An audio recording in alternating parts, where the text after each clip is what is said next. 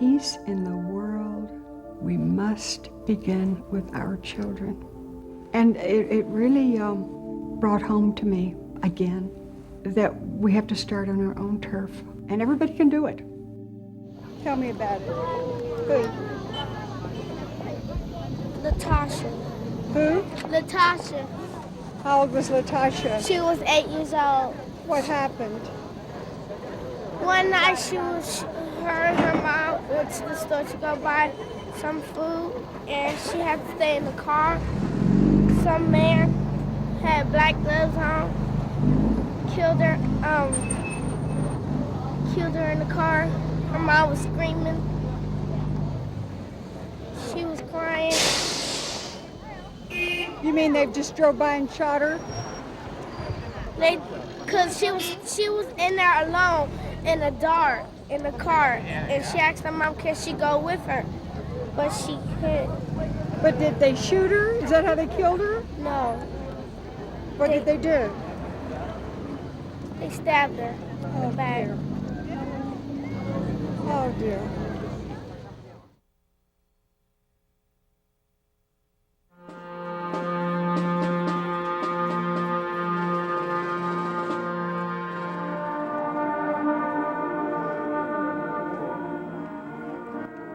The next morning, the kids were up before dawn to attend a special event at Tiananmen Square.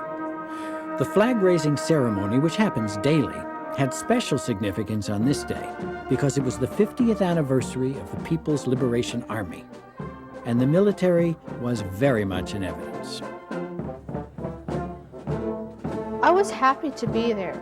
I just felt so grown up because I was up so early. I felt like just dancing and screaming and jumping around. My heart just felt like, woo! Just liked being out there.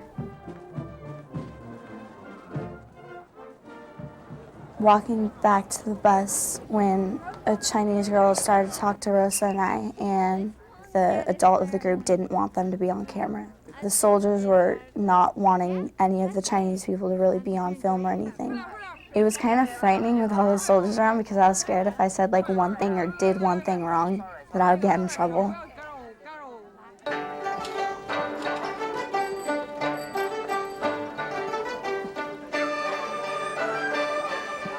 We had only one day left, and we hadn't accomplished what we set out to do. So I sent the kids off, those that wanted to go, to the market, and I got on the phone because I had to deal with the bureaucracy and try to get something to happen, and I wasn't sure that I could do it.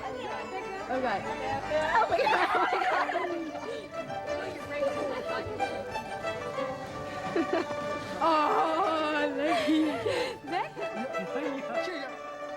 I think I enjoyed that almost most of the trip. And it felt a little more adventurous. It makes life interesting. It's a lot better than just, going to some Safeway or something and just grabbing some can of food and then just paying for it and that's it. Here, you talk to the person, they add a little something. This lady threw in all this, grabbed every herb she had and just gave it to me. And that was fun. Very friendly people. Just stay safe.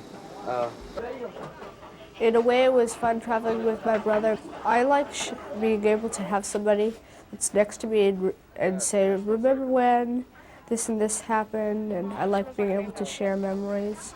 Because memories, are all you have once the moment is gone. And it also kind of made me sad to see how poor these people are, and I wish I could help them.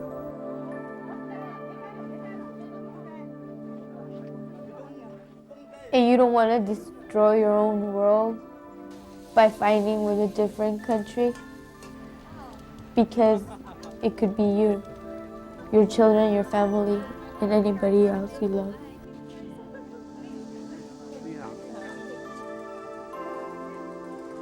I know this work is important.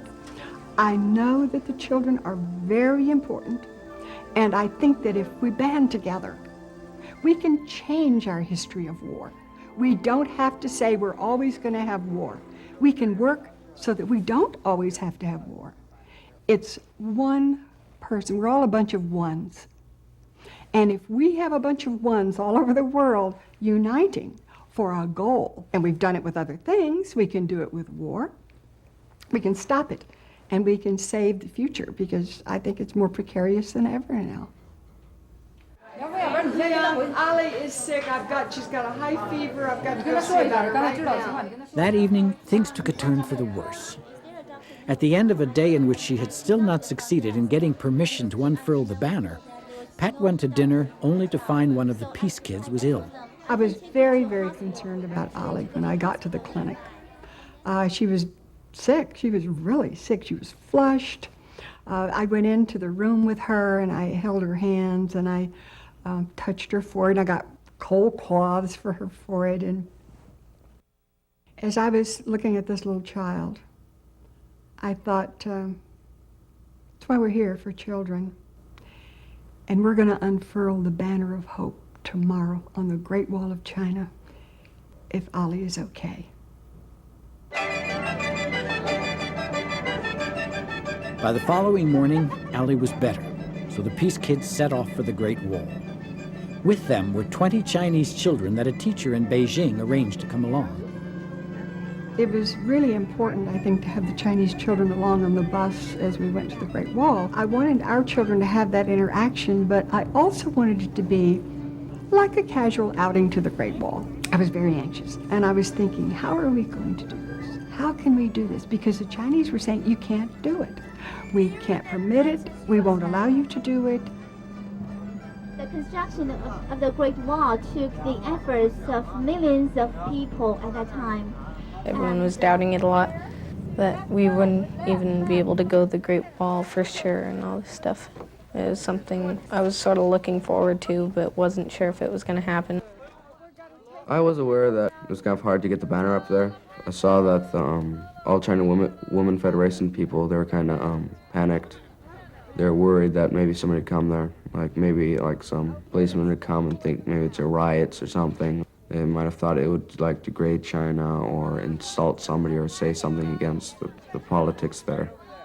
We can carry out all these on the top. That's one thing. The second thing is that because we ask to show there's only few, but not too many according to our regulation. Because after 15 days before, so that's we took the short way to get approved, but not as much of this. Well, we do what we can. Yeah, but not as no. I don't think no. I think bring 2 or 3. That's enough. At least I'd like for them to... They said, oh, you can only take 3 rolls and just open it a little bit and then back on the bus. Jane, Coco, yeah. You're only going to let us do a little bit. And inside myself, I thought, no, we're going to take the entire banner. We're just going to do it.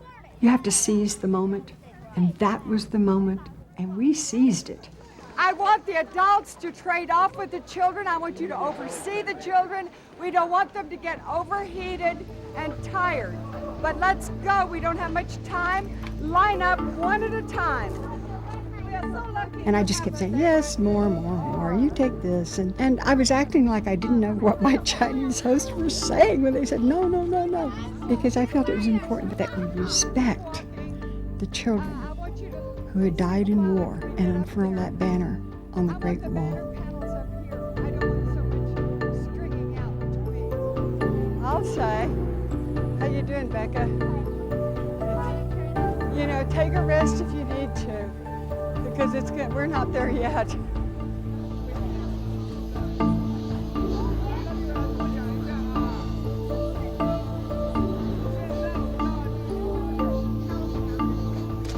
I wish I'd brought jogging shoes. We were struggling against so many different elements. Not only were they saying no, we couldn't unfurl it on the Great Wall, but it was horribly hot, and the climb up the Great Wall is steep. It was a struggle. It was a true struggle.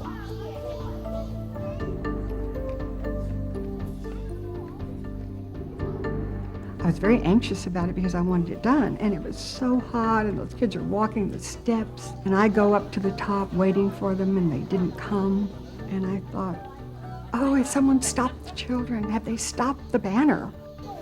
Where are the kids? I'm going to be barefoot before we're through with this.